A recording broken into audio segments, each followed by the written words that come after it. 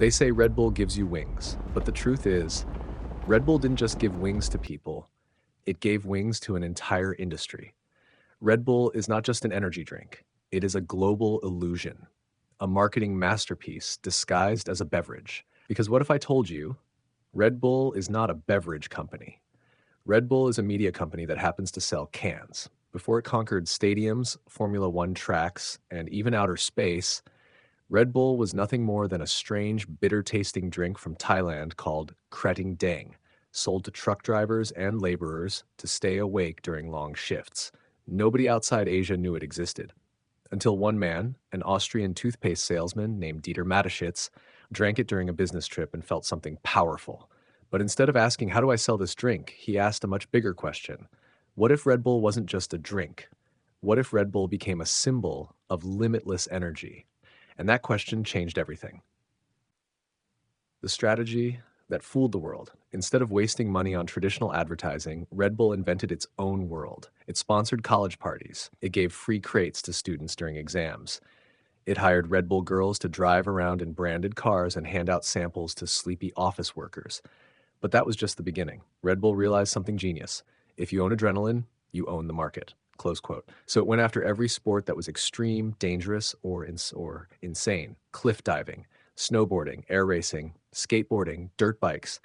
If it involved risk, Red Bull was there. Soon, Red Bull wasn't sponsoring events. Red Bull was the event. They even launched Red Bull Flugtag, where people build homemade flying machines and crash them into water just for fun. It didn't matter who won. What mattered was that Red Bull became entertainment. Challenging friends, family and workmates to launch their homemade machines into the abyss, Red Bull Flugtag is, of course, a flying contest. And it's flying and flying and flying and flying! The ultimate marketing stunt in human history. In 2012, Red Bull did something no brand had ever even imagined.